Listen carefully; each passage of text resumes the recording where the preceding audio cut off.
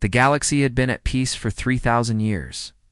7 different alien species worked together in a great alliance called the Conclave. They traded with each other, shared their knowledge, and solved their problems with words instead of weapons. It was a good time to be alive among the stars. The Voroth were tall insects with many eyes that could see things other species could not.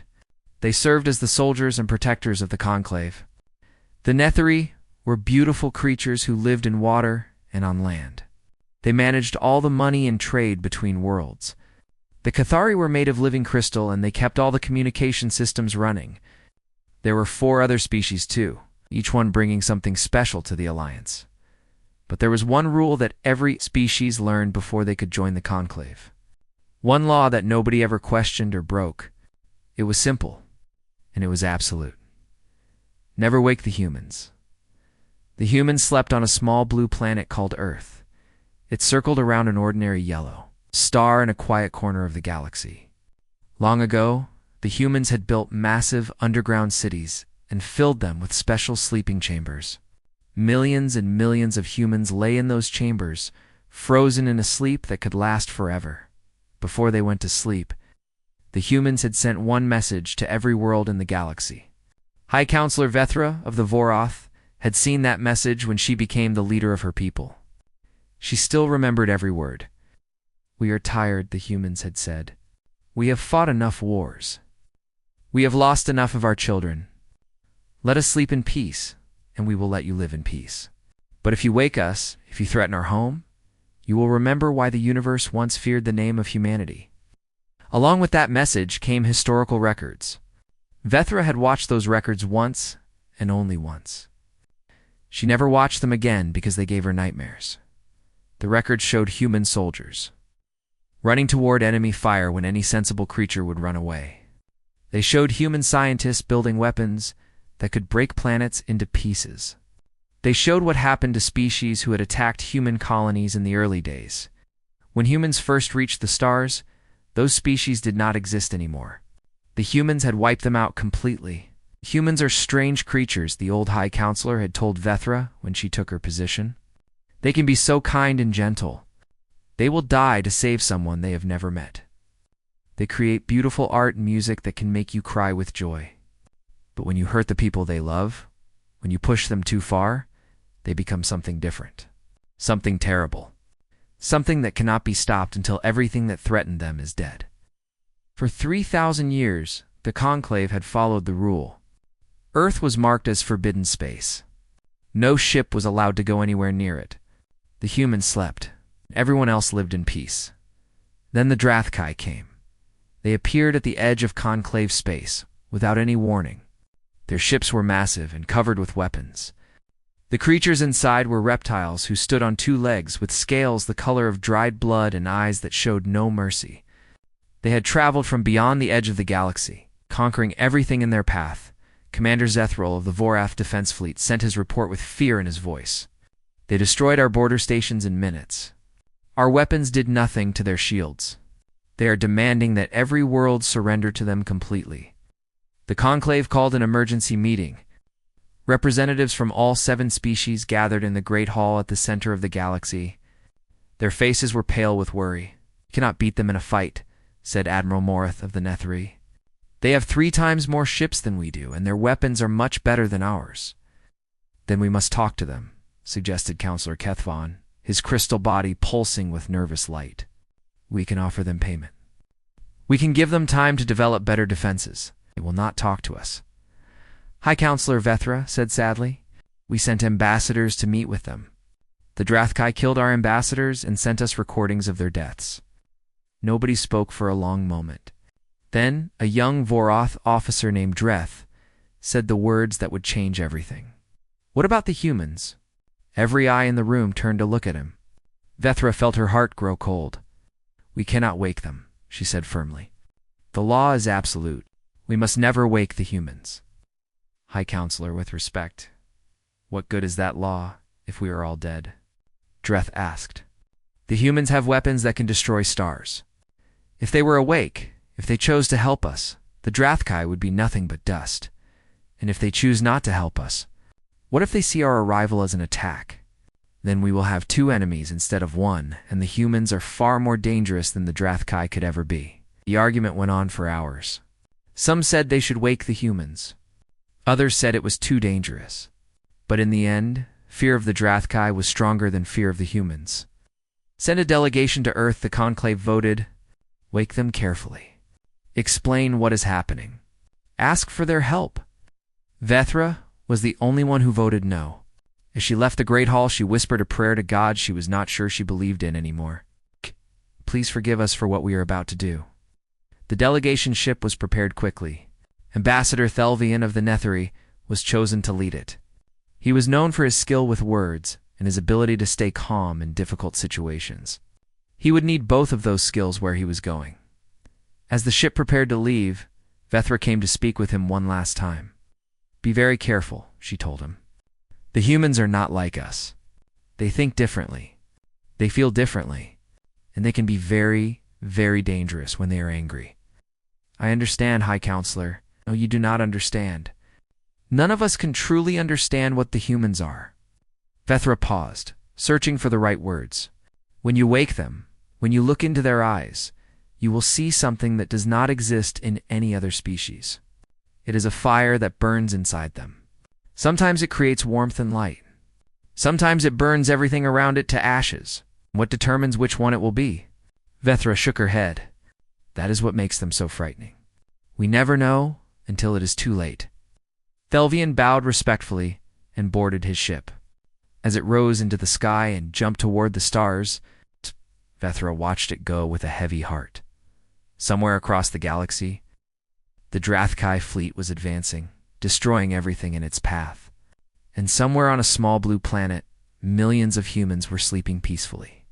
Dreaming dreams of a world without war, those dreams were about to end.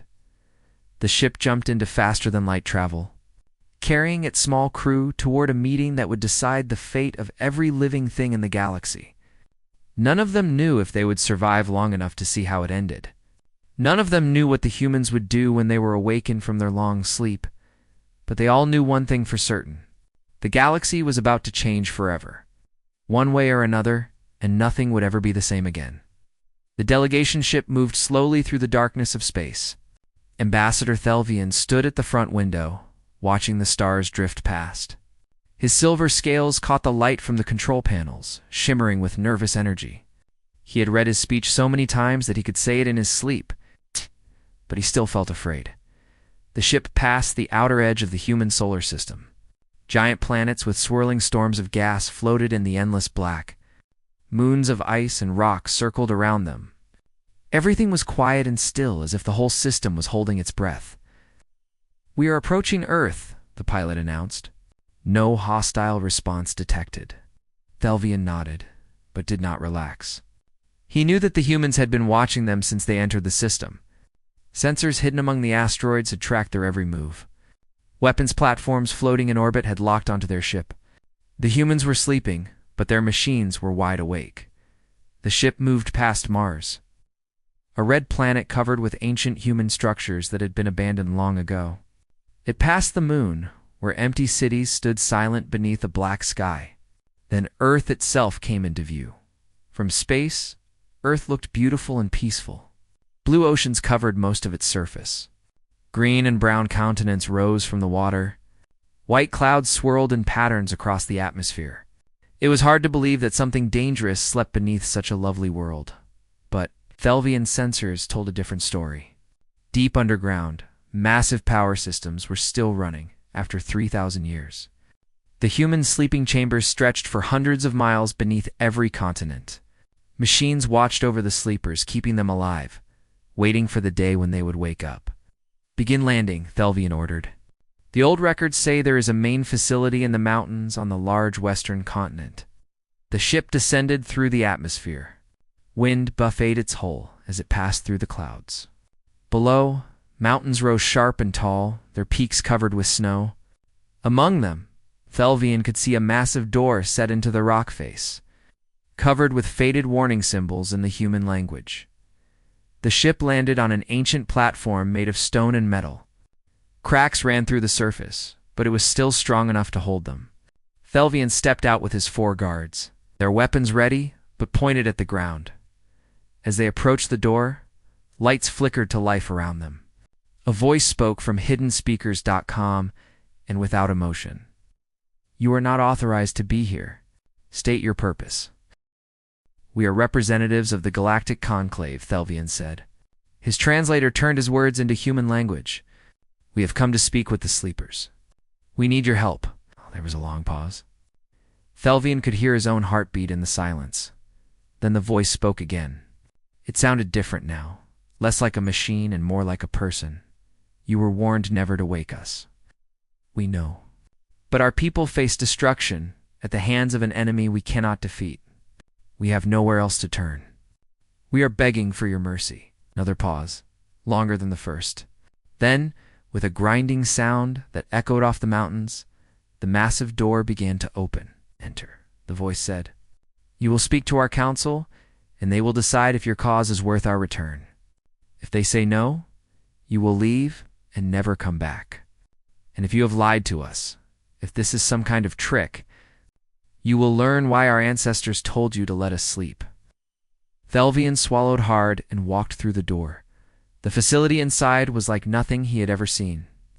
It was an entire city built underground, stretching in every direction as far as his eyes could see. The walls were lined with thousands of sleeping chambers, each one holding a frozen human. Medical robots moved silently between the chambers, checking on the sleepers. Maintenance machines crawled along the ceiling, repairing any damage they found. A small flying robot appeared and began to lead them deeper into the facility. They walked through corridors that seemed to go on forever. Everywhere they looked, there were more sleeping chambers, more frozen humans, more machines watching over them. Finally, they reached a central room where 12 chambers stood in a circle. As Thelvian watched, the chambers began to warm up. Lights on their surfaces changed from blue to green. The sound of pumping liquid filled the air. The first chamber opened with a hiss of cold vapor. A human man stepped out, tall and thin, with dark hair that had streaks of gray in it. He moved slowly, stretching his arms and legs, blinking his eyes as if he was waking from a long dream. "I am Captain Daniel Morrison," he said. His voice was rough and scratchy from not speaking for so long. "I commanded the North American defense grid before the sleep.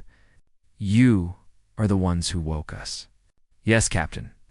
I am Ambassador Thelvian of the Netheri. I represent the Galactic Conclave. I know who you are. Our computers have been listening to galactic communications since we went to sleep. We know about your conclave, your peace, your wars." He paused and cracked his neck, making a popping sound. "We also know about the Drathkai. Their chambers were opening now." A woman with short yellow hair stepped out, metal implants visible on the side of her head. A young man emerged, looking barely old enough to fight, but with eyes that had seen terrible things. An older woman with scars on her face and arms came out last, moving with the easy grace of someone who had spent her life as a soldier. "This is Commander Lisa Park." "My second in command," Morrison said, pointing to the yellow-haired woman. "Sergeant Kevin Hunt, our ground forces specialist. And General Patricia Stone, who led our last war before we went to sleep." General Stone stepped forward and looked at Thelvian with eyes as cold as the cryo-chambers. 3,000 years. We slept for 3,000 years because we were tired of fighting.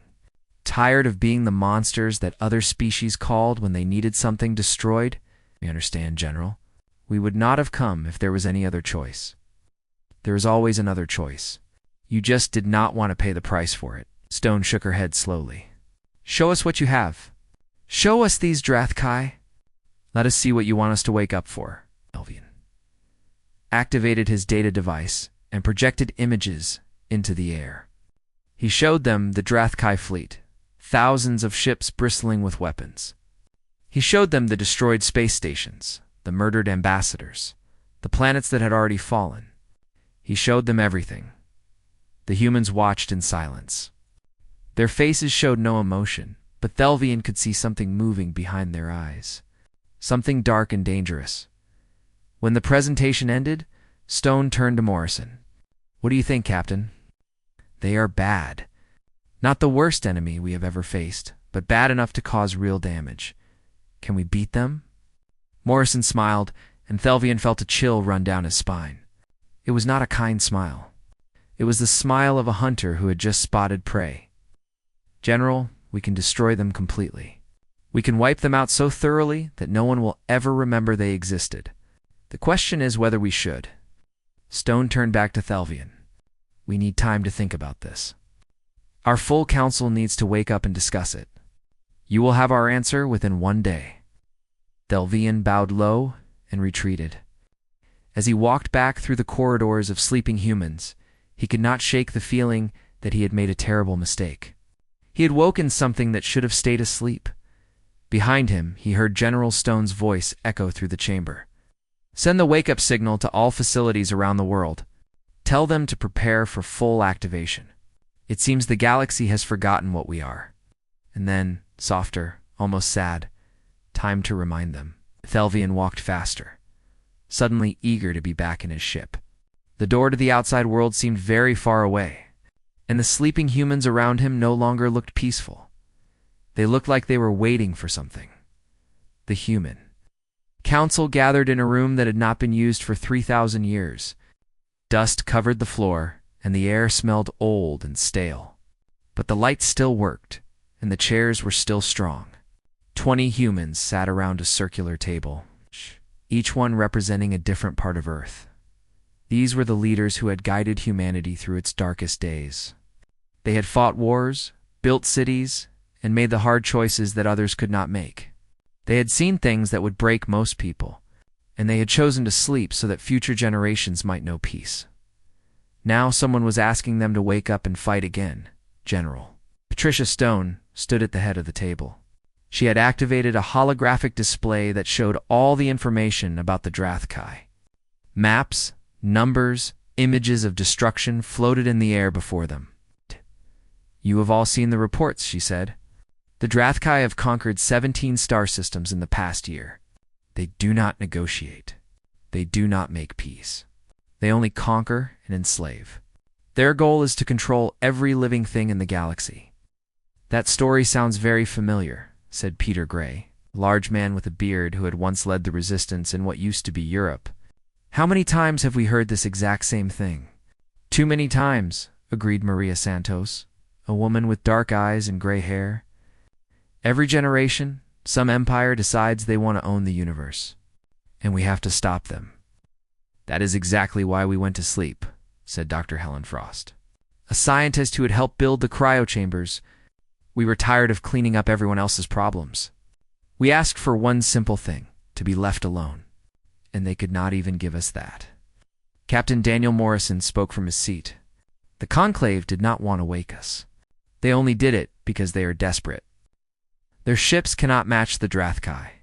Their technology is too old. If we do not help them, they will all be dead or enslaved within 10 years. And why should we care about that? Peter Gray demanded. These are the same species who looked down on us when we first went into space. They called us primitive and violent. They try to control us and limit our expansion. Now they need our violence, so they come begging for help. Because if the Drathkai conquer the galaxy, they will eventually come for us, General Stone said quietly. We may be sleeping, but we are not invisible. Our defense systems are strong, but they cannot hold forever against an enemy with unlimited time and resources. The room fell silent. Everyone understood what she was saying. They could stay asleep, but eventually the Drathkai would find them. And then they would wake up to fight anyway, but from a much weaker position. Councilwoman Beth Adams, who had been quiet until now, spoke up. I keep thinking about my daughter. She is still in cryosleep, along with her children and grandchildren. 15 generations of my family, sleeping peacefully, dreaming about a world where they do not have to fight. She paused, her voice becoming thick with emotion. If I vote to wake everyone up, if I vote to go to war again, I am telling them that their peace was just a short break. That violence is all we will ever know.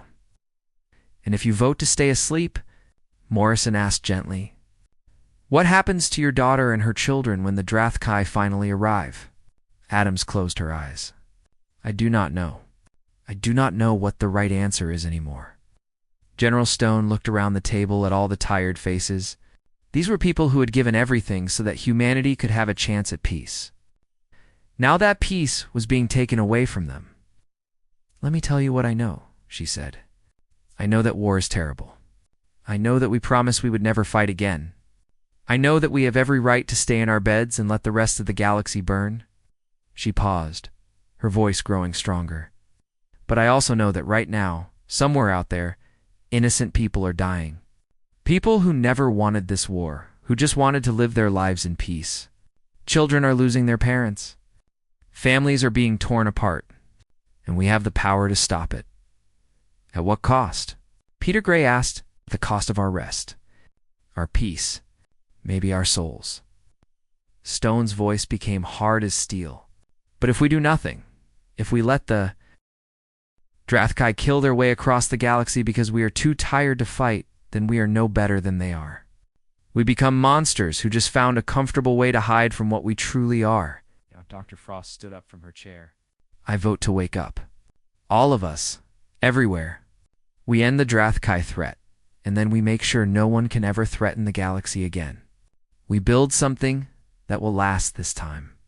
Not just for us, but for everyone." One by one, the other council members rose to their feet. "I vote to wake up. I vote to fight. I vote to remind the universe what happens when you disturb a sleeping giant." Maria Santos was the last to stand. She looked at General Stone with tired eyes. "I vote yes. But I want you to promise me something." "What is that?" "Promise me that when this is over, we will try to build something better. Not just go back to sleep and wait for the next war. Actually try to make a galaxy where this never has to happen again." Stone nodded slowly. "I promise." We all promise. With that, the vote was complete. Every single member of the council had chosen to fight. General Stone pressed a button on the table. Her voice went out to every cryo facility on Earth, carried by systems that had waited 3,000 years for this moment. "This is General Patricia Stone, speaking to all human facilities worldwide. Begin the full awakening sequence. I want every chamber active within 48 hours. Wake the soldiers, the pilots, the engineers, the doctors. Wake everyone." She paused, looking at the holographic image of the galaxy floating before her. "Well, pull our ships out of storage. Turn on the factories. Prepare the weapons. We have work to do." Across the planet, something stirred. Power stations that had been dark for 3,000 years began to hum with energy. In mountain bases and underwater facilities and hidden bunkers, lights flickered to life. Cryo chambers by the millions began their warming cycles. Captain Morrison stood beside General Stone, watching the status reports come in. "Estimated time to full military readiness?" Stone asked. 7 days, General. Our ships are in perfect condition. The maintenance robots have been taking care of them this whole time. And our weapons." Morrison smiled grimly. "Still the most powerful in the known galaxy. We kept our best technology secret from the other species. They have no idea what we are capable of." Stone nodded. "Good. Send a message to the Conclave. Tell them we are coming. Tell them to pull their forces back and give us room to work." "Should I warn the Drathkai?" "No." Stone's voice was cold. "They had their warning 3,000 years ago. They chose not to listen. Now they will learn why that was a mistake." Outside the facility, Ambassador Thelvian received the news that the humans had agreed to help. He immediately sent a message to the Conclave, his hands shaking as he typed. "The humans are waking up. All of them. They say they will be ready to fight in 7 days." High Counselor Vethra read the message and felt her blood run cold. Part of her was relieved that the Drathkai would be stopped, but another part remembered the historical records. The images of what humans could do when they went to war. She whispered a prayer for the galaxy, because nothing was going to be the same after this. Meanwhile, deep in space, Supreme Commander Zarveth of the Drathkai received reports about unusual activity in the human solar system. He dismissed them with a wave of his clawed hand. "Let the soft species wake their pets," he laughed.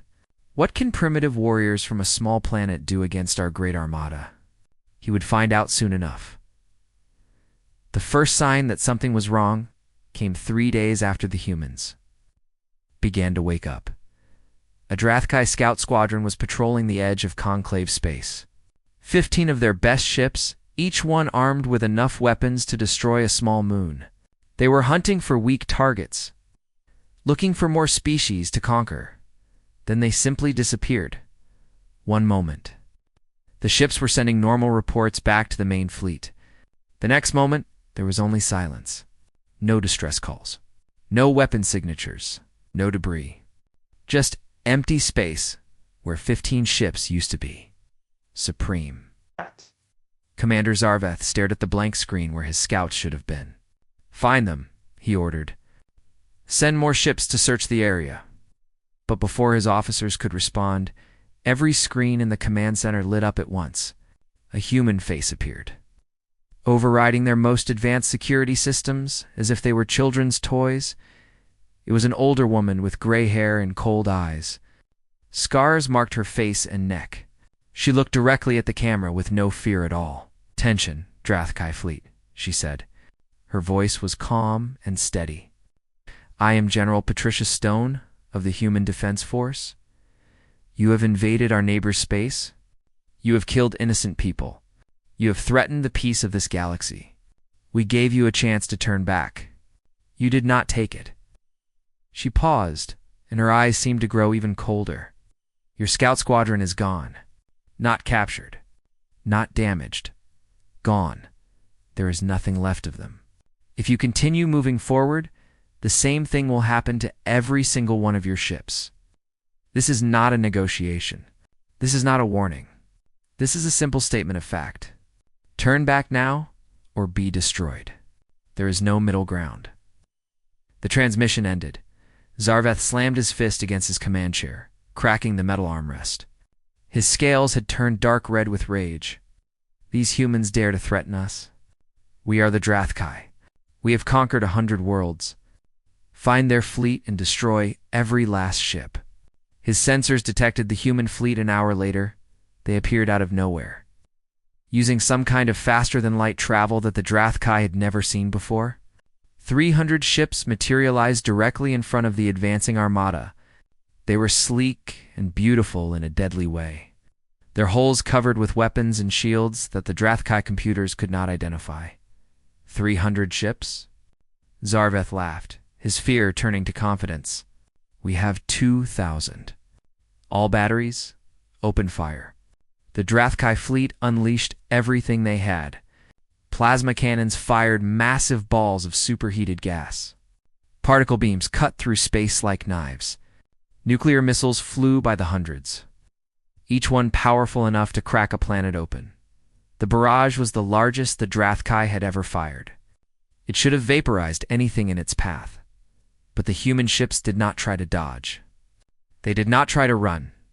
They just kept coming, their shields glowing bright as they absorbed every shot. The most powerful weapons in the Drathkai arsenal hit those shields and simply vanished, like raindrops falling into an ocean. Then the human ships fired back. Zarveth watched in horror as beam weapons sliced through his fleet. Each shot punched through the shields of his ships as if they were not there at all. Each shot hit something vital. Each shot was a kill. One beam. One ship destroyed. Again and again and again. Drathkai vessels exploded by the dozens. Crews did not even have time to scream before their ships were torn apart. The weapons that had conquered 100 worlds were useless. The shields that had never been broken shattered like glass.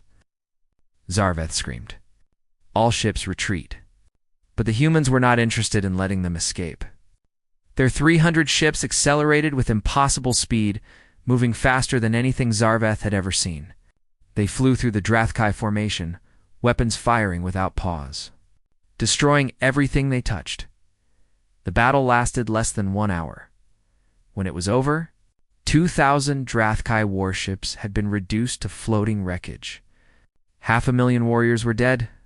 The greatest military force the galaxy had seen in centuries. It's been completely erased, and the human fleet had not lost a single ship.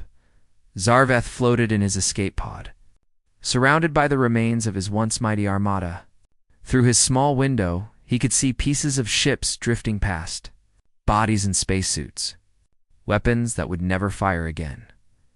A human ship approached his pod slowly, deliberately. It was larger than the others, a command vessel with smooth lines and hidden weapons. It stopped just a short distance away, close enough that Zarveth could see the name painted on its hull. The voice of Captain Daniel Morrison came through his communication system. Supreme Commander Zarveth, you are now a prisoner of the Human Defense Force. Your fleet has been destroyed. Your invasion is over. Zarveth tried to respond, but his voice would not work. He had never imagined this was possible. His people had never lost a battle. They were the greatest warriors in the galaxy. How could this have happened? Morrison continued speaking, his tone almost gentle. You were warned, Supreme Commander. Your ancestors may not have known about us, but the other species in this galaxy did. They knew what happens when you wake up the humans. They knew, and they were afraid. Should have listened to them. The human ship grew larger as it approached, swallowing up the view from Zarveth's window. Capture beams reached out and grabbed his pod, pulling him toward an uncertain future. Far away, High Counselor Vethra received the news of the battle. Her communications officer could barely speak as he delivered the report. The Drathkai fleet has been completely destroyed, High Counselor. Every single ship. The humans did not lose anyone. Vethra sat in stunned silence. She had known the humans were powerful, but this was beyond anything she had imagined. How long did the battle last? Less than 1 hour. 1 hour, Vethra repeated softly. They destroyed 2,000 ships in 1 hour. She looked at the images coming in from the battle site. Miles of debris floating in space. Energy signatures from weapons that the Voroth scientists see. I'll not even explain. And the human fleet undamaged, already moving toward the Drathkai home systems? Send a message to all Conclave worlds, Vethra said. Tell them to stay out of the humans' way. Let them do what they came to do. Should we offer to help them, High Counselor? Vethra shook her head slowly. We would only slow them down. This is not our fight anymore. This is something else entirely. She watched the human fleet disappear into faster-than-light travel, heading toward the heart of Drathkai space. May the gods have mercy on anyone who stands in their path, she whispered, because the humans certainly will not. In the days that followed, the human fleet swept through Drathkai territory like a cleansing fire. Military bases were destroyed. Weapons factories were turned to dust. Warships were hunted down and eliminated wherever they tried to hide. The Drathkai had never known defeat before. Now they knew nothing else. General Stone sent one final message to the Drathkai. Homeworld, as human ships took position in orbit around it, your military is gone. Your leaders are captured. You have 2 choices. Surrender completely and face justice for what you have done. Or keep fighting and watch your civilization end forever. I suggest you choose wisely. The Drathkai surrendered 12 hours later. The war was over. But for the galaxy. A new chapter was just beginning. The war against the Drathkai lasted exactly 3 weeks from start to finish. Human fleets moved through enemy space with terrible purpose. Every military station was destroyed. Every warship was captured or eliminated. Every weapons factory was reduced to rubble. The Drathkai, who had never lost a single battle in their long history of conquest, lost every single engagement against the humans. When it was over, human ships surrounded the Drathkai homeworld. They did not fire. They did not need to. Their presence alone was enough to make the message clear. The surrender terms were simple and absolute. The Drathkai would give up all their weapons. They would pay compensation to every species they had attacked. Their leaders would stand trial for their crimes, and they would never, under any circumstances, threaten another world again. Some Drathkai warriors wanted to fight to the death, rather than accept such terms. General Stone sent them a personal message. We can destroy your entire species, she said, her voice flat and calm. Every ship you have, every city you have built, every single one of your people. We have the ability to do it, and after what you have done, there are humans who would gladly press the button. Her eyes softened just a little. But we do not want to. We are tired of killing. We are tired of being the galaxy's executioners. So we are giving you a choice. Surrender and live. Fight and die. There is nothing in between. The Drathkai chose to live. 6 months later, Ambassador Thelvian stood before the newly formed Galactic Council. The chamber had been rebuilt and expanded to include a seat for humanity. General Stone sat among the representatives, her uniform crisp and clean, her face showing nothing. High Counselor Vethra rose to speak. The Drathkai threat is finished. Thanks to our human allies, the galaxy is safe once more. We owe them a debt that can never be repaid. General Stone shook her head slightly. We do not want repayment. We want peace. Real peace, not the kind that depends on one species being willing to fight everyone else's wars. She stood up and looked around the chamber at all the alien faces watching her. Is why we are proposing something new. A true alliance where every species contributes to defense. Where no one group has to carry the weight of protecting everyone else. Where we share our technology and our knowledge freely. She paused, choosing her next words carefully. We went to sleep 3,000 years ago because we were tired of being feared. Tired of being the monsters that other species called when they needed something destroyed. We wanted to be more than just weapons, and we have a chance to build something better. A galaxy where strength protects instead of conquers. Where different species work together instead of hiding behind the threat of human violence. We are not asking you to trust us. Trust must be earned, and we know our history. We know what we have done and what we could do again. But we are asking for a chance to be something different. Vethra looked at the human general for a long moment. This was not the monster from the ancient records.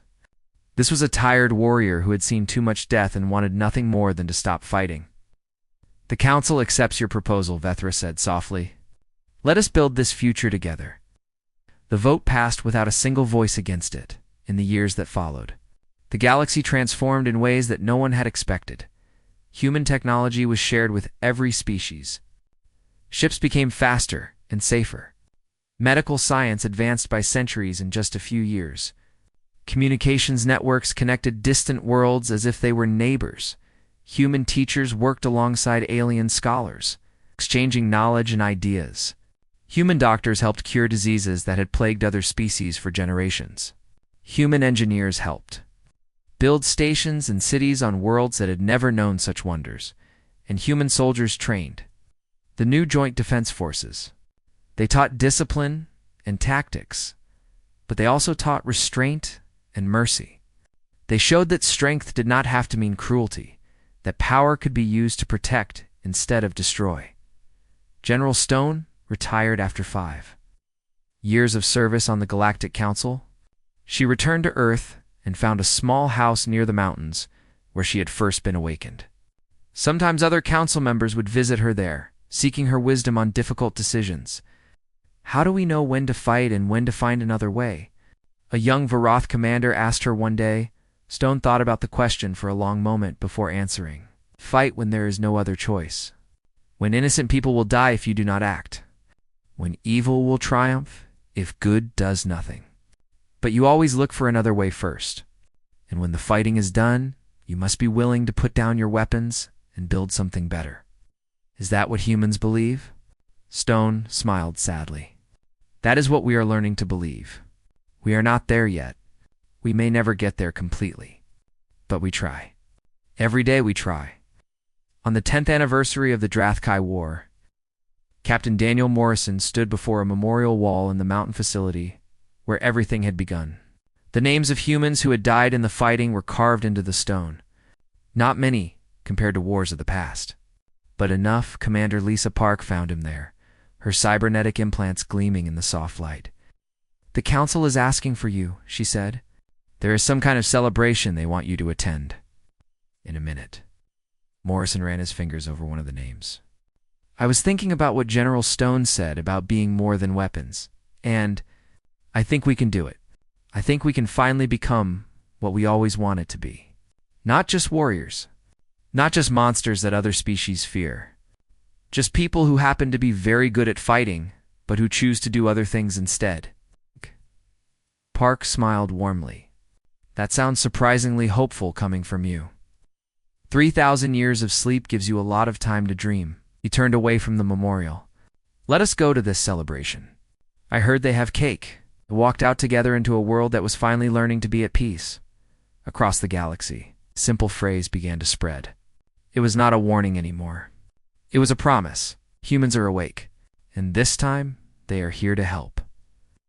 The Drathkai, now stripped of their military power, slowly began to rebuild their civilization in a different way.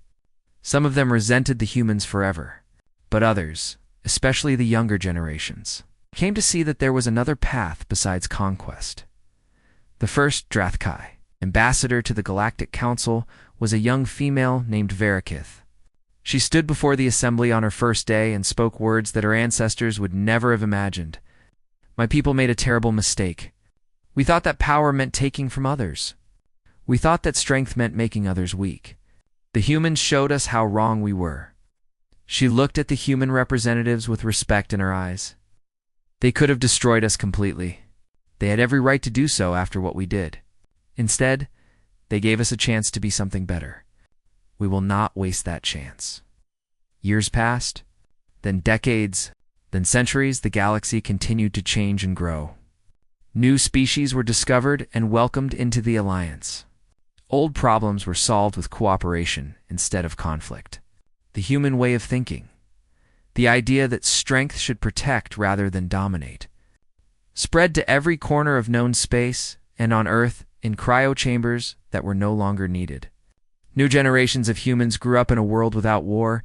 They learned the history of their ancestors, the terrible beauty of what humanity could do when pushed too far. But they also learned a different lesson. They learned that the greatest victory is the one that never needs to be fought. The memorial wall in the mountain facility became a place of pilgrimage. Beings from every species came to see the names carved in stone and to remember the price that had been paid for peace. At the bottom of the wall, someone had added a final inscription. No one knew who had put it there, but everyone agreed that it was perfect. They were warned never to wake the humans. They did not listen. But in the end, the humans showed them something unexpected. Not just the fury of awakened giants, but the wisdom of those who have learned that peace is the greatest strength of all.